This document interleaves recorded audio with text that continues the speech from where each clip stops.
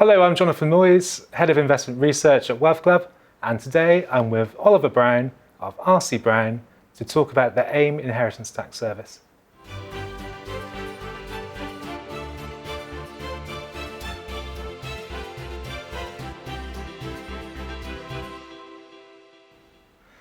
Hello Oliver, welcome back to the studio. Firstly, could you give us some background to your experience and RC Brown? Yes, good to be here. RC Brown was founded in 1990 and we run a range of investment portfolios for private clients, for charities, for pension funds, also a UK equity fund. I head up the AIM IHT service and I have been with RC Brown for the past 17 years, and prior to that I qualified as a chartered accountant. So we're here today to talk about the AIM Inheritance Tax Service. What does it aim to do for investors? Yes, so our AIM Inheritance Tax Service is a portfolio of 30 to 40 business relief qualifying AIM stocks, and as long as that portfolio is held for a period of at least 2 years, then under current legislation it will not be there will not be inheritance tax to pay. Also, it allows an investor to keep hold of their assets rather than pass them down to their beneficiaries, which they may do in other forms of inheritance tax mitigation. And what sort of companies do you look to back in this service? So we like companies that are market leaders. We like companies that have a particular niche in their sector because this allows them to protect their profit margins. And we like companies that are growing and have got the potential for further growth, because ultimately we believe stock markets are about growth, and particularly the AIM market. And are there any companies that you look to exclude from the portfolio? So we try and keep an open mind when we're investing and looking at new opportunities, but we don't like to invest in business plans, companies that are pre-revenue, because we can't be confident in how we value that asset.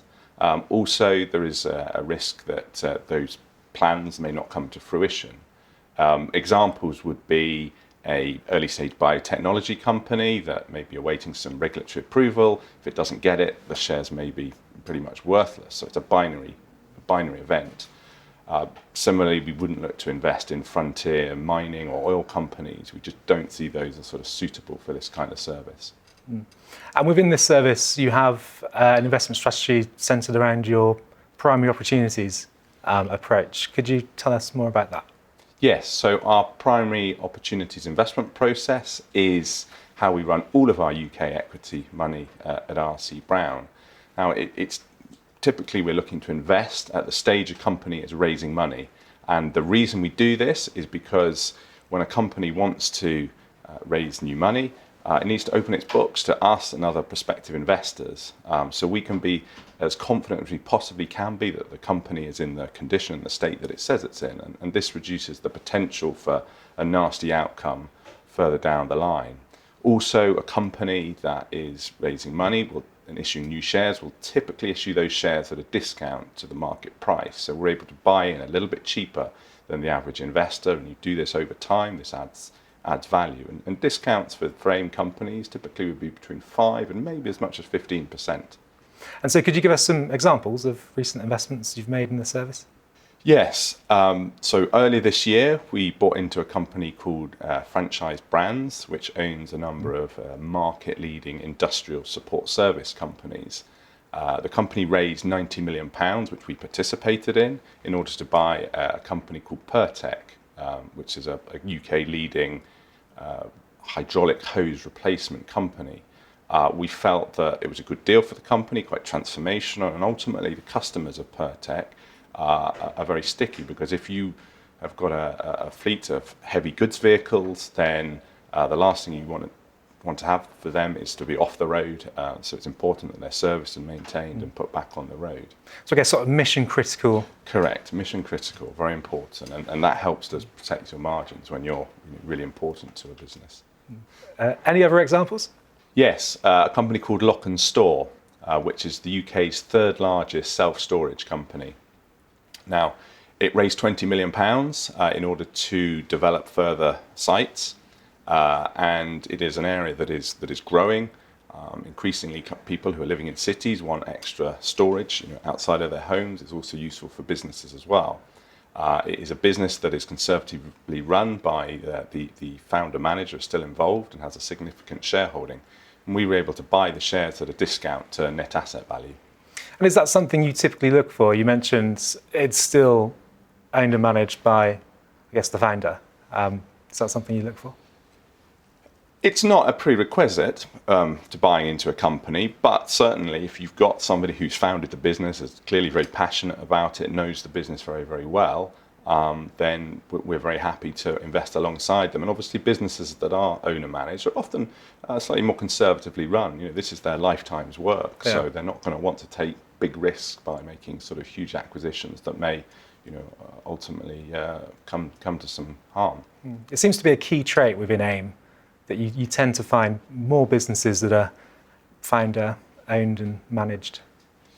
Yes, because they're still at a size where they are not such big companies, and still you've got that entrepreneurial flair around them. So yeah, it is something that is prevalent in AIM, and something we certainly like to support. But I would say it's not a prerequisite to buying into an AIM company for us. So looking at the portfolio as a whole, some of the more established holdings in the portfolio, holdings you've held over the long term, do you have any good examples there? Yes, FRP Advisory, which is a insolvency and restructuring company. It's growing at a steady rate. It's taking on new teams. It's making the odd acquisition. And in this difficult economic environment, what we are seeing is FRP are getting more requests from prospective clients needing their help. And it's actually quite a nice counter-cyclical play in the portfolio as well. You've got plenty of companies in there that are quite sensitive to economic conditions. Well, this is kind of the reverse of that. So it's benefiting from the difficult times. So it acts as a good diversifier in the portfolio as well. So you mentioned difficult times there. It's clearly been a difficult time for the AIM market. How's that affecting the portfolio? Has it changed the way you're managing the portfolio at all?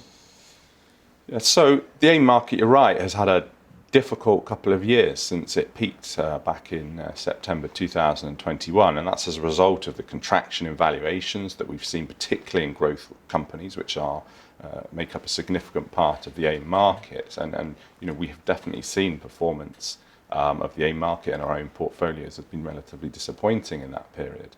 But we continue to invest in what we see, good quality companies, and never have we seen such a differential in performance between the FTSE 100 and the AIM market, and for us, therein lies an opportunity.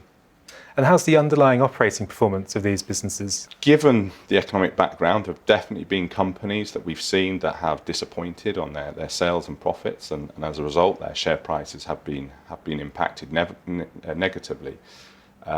Having said that, there are other companies that are trading pretty well through these economic conditions, and that does give us, great hope for the future, because if they're trading reasonably now, that means as the economic conditions become a little bit easier, then they should flourish. So, what are you finding most challenging about the current environment?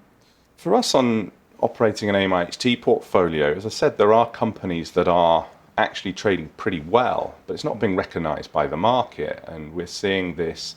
There have been some forced sellers in the market. You've seen some small cap and AIM fund managers having to meet their redemptions to their funds. So you've kind of seen this drip effect of selling, which has suppressed the share prices, even though the company may be trading actually pretty well. I'm pleased to say we are seeing signs of this abating, and we have seen plenty of interest from overseas buyers. And they have bought one or two of our companies in our portfolios. So we do think we're past the worst of it.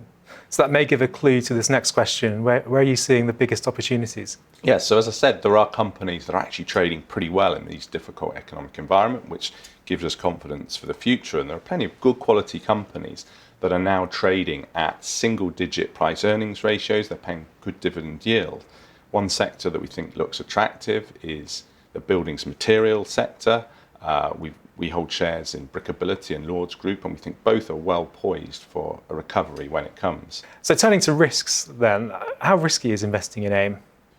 Well, there's no doubt that an investment in the AIM market should be seen as a higher risk investment, and the last 2 years have shown that with the volatility that's been in the market. But investors should not lose sight of the fact that there are potential inheritance tax benefits of such a portfolio, and we believe that a long-held investment of good quality AIM stocks should actually produce a positive return over time.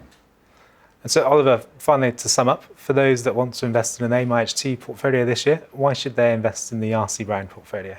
Our primary opportunities approach is a genuine differentiator, and it allows our investors to participate in equity fundraisings, which are not typically available to the private investor.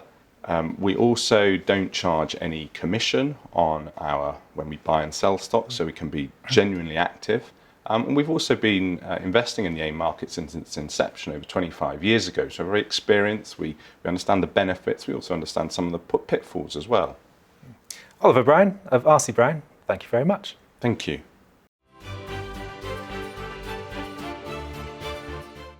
If you're watching on YouTube, please press like and subscribe to the channel for more.